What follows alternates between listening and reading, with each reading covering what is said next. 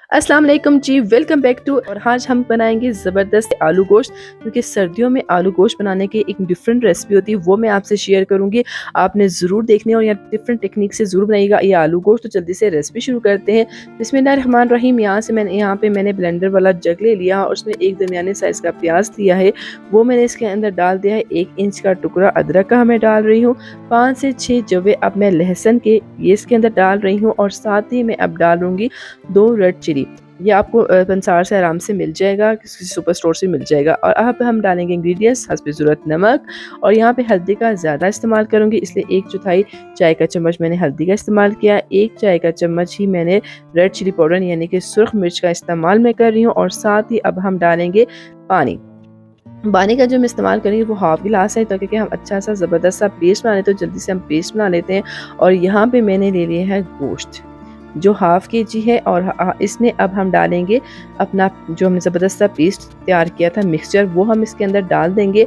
और उसके बाद हम प्रॉपर्ली अपने हाथ वॉश करेंगे, और हाथों की मदद से मैं यहाँ पे अच्छी तरह गोश्त के साथ मिक्स कर रही हूँ।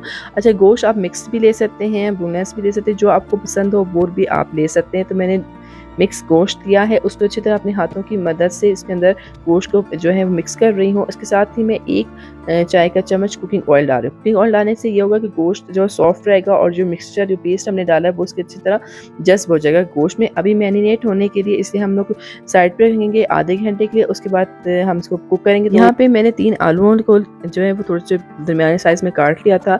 अब मैं 1 चाय का चम्मच कुकिंग ऑयल इसके ऊपर डाल रही हूँ, और अब मैं इसमें 2 जो पिंच सॉल्ट डाले हैं चुटकियाँ, और 2 चुटकी ही मैंने हल्दी का इस्तेमाल किया है। जब इंग्रेडिएंट्स तमाम डाल देंगे तो अभी हम इसको अच्छी तरह मिक्स करेंगे। ऑयल से जो है वो आलूओं का कलर जो है ख़राब नहीं होगा, नमक जो है अच्छी तरह जज़ब हो जाएगा, और हल्दी से बहुत अच्छा कलर आएगा येलो कलर का। ठीक है, इसको साइड पर रख लेते हैं। यहाँ पे मैंने एक कुकर ले लिया है, वहाँ पे 1 कप कुकिंग ऑयल डाल दिया। ऑयल के गर्म होने के बाद मैंने 1 चाय का चम्मच जो है ज़ीरा लिया है, तो 1 रेड चिली वो डाली है इसके अंदर। और क्योंकि अभी हम तड़का लगाना है, तो 2 मैंने जो कड़ी पत्ता डाले हैं, 2 जो है वो दालचीनी के टुकड़े डाले हैं, 3 चिली डाल दी हैं, सब्ज़ मिर्ची डाली है। अब इसको मैं 2 से 3 मिनट कुक करूँगी, ज़्यादा तेज़ आंच पे नहीं करना, वैसे ये जल जाएगा। उसके बाद हमने एक बड़ा साइज़ का प्याज लेना है, इसको अच्छी तरह इसका पेस्ट बना के इसके अंदर डाल देना है। अब हम थोड़ा सा इसको कुक करेंगे ताकि प्याज जो है वो उसमें कच्चापन जो है वो ख़त्म हो जाए। तो 2 से 3 मिनट बाद ही हम इसमें 5 जो है काली मिर्चें डाल देंगे, और 1 चाय का चम्मच हमने धनिया डाल देना। अब इसको प्रॉपर्ली कुक करेंगे, और इतना कुक करेंगे कि प्याज जो है वो लाइट गोल्डन में जल जाए। जलाना नहीं है, इसलिए तेज़ आंच में नहीं पकाना। यही देखिए अल्हम्दुलिल्लाह प्याज का कितना ज़बरदस्त कलर आएगा। अब हम जो है वो 2 टमाटरों का पेस्ट हमने इसके अंदर डाल दिया। ठीक है, टमाटरों के पेस्ट अभी डालेंगे, और इसको इतना कुक करेंगे कि टमाटर का में जो कच्चापन होता है वो भी ख़त्म हो जाए, और ऑयल हमें नज़र आना शुरू हो जाए। आज आपने मीडियम से लो ही रखनी है, तमाम जो प्रोसेस करना है।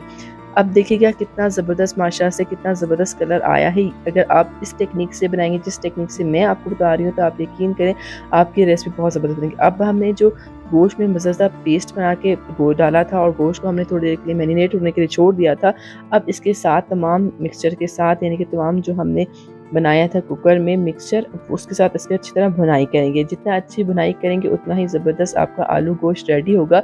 तो और अब भुनाई करते हुए आंच आपने मीडियम से लो ही रखनी है। तो 5 से 6 मिनट तक भुनाई करनी, इतनी भुनाई करनी है कि ऑयल नज़र आना शुरू हो जाए। अभी तक ऑयल नज़र नहीं आया, मैं इसलिए मैं भुनाई कर रही हूँ। भुनाई करने के बाद ही मैं इसमें डाल दूँगी 2 टेबल स्पून फेंटा हुआ दही। दही से बहुत ज़बरदस्त फ्लेवर आता है। और अभी दोबारा इसकी मैं भुनाई करूँगी। इतनी भुनाई करनी है कि इतनी देर तक भुनाई करनी है कि ऑयल हमें नज़र आना शुरू हो जाए।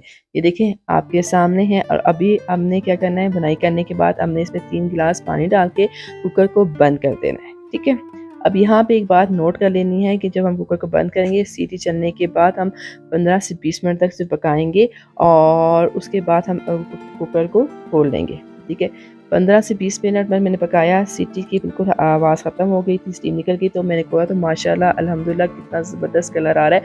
आप चेक कर लीजिएगा, गोश्त जो है वो थोड़ा सा गला होना चाहिए, बिल्कुल ज़्यादा भी नहीं होना चाहिए और कच्चा भी नहीं होना चाहिए, क्योंकि अभी हमने डालने हैं इसमें आलू। आलू हम इसमें डाल देंगे और आलू को कितना ज़बरदस्त कलर है, बिल्कुल देगी जो आलू गोश्त होते हैं उस तरह का कलर आया। दूसरी टेक्निक ये होती है कि आपने थोड़ा सी हल्दी डाल के इसको रख दें।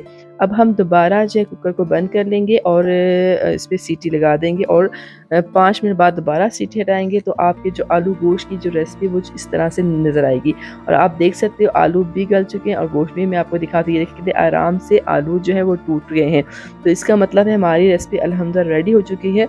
अच्छा, मैं आपको यहाँ बताऊँ, अगर आप अभी मैं दोबारा आंच ऑन कर रही हूँ, अगर आपने इसको चावलों के साथ खाना है तो इतना शोरबा बहुत है, लेकिन अगर आपने इसको रोटी के साथ खाना है तो हम इसको थोड़ा सा और पकाएंगे ताकि ये शोरबा जो है वो कम हो जाए। और कितने ज़बरदस्त माशाल्लाह अल्हम्दुलिल्लाह कितना ज़बरदस्त सा कलर आ गया है। और अब ये रेडी है नान के साथ खाने के लिए, तो जल्दी से डिश आउट कर लेते हैं और यम्मी यम्मी सा और गर्मा गर्म इसको हम पेश करेंगे। और इसके ये देखिए कितना ज़बरदस्त सा माशाल्लाह से बिल्कुल बाजार जैसा आया। और उसके ऊपर हम जो है थोड़ी सी सब्ज़ मिर्ची ऐड कर देंगे और आप धनिया ऐड कर सकते हो। आप इसके ऊपर जो है गार्निश करने के लिए अदरक का इस्तेमाल कर सकते हो। तो ज़रूर ट्राई कीजिएगा और मुझे बताइएगा ये रेसिपी आपको कैसी लगी। मैं आपके कमेंट का वेट करूँगी। नेक्स्ट रेसिपी तक मुझे इजाज़त दें और अपना बहुत ज़्यादा ख्याल रखिएगा। अल्लाह हाफ़िज़।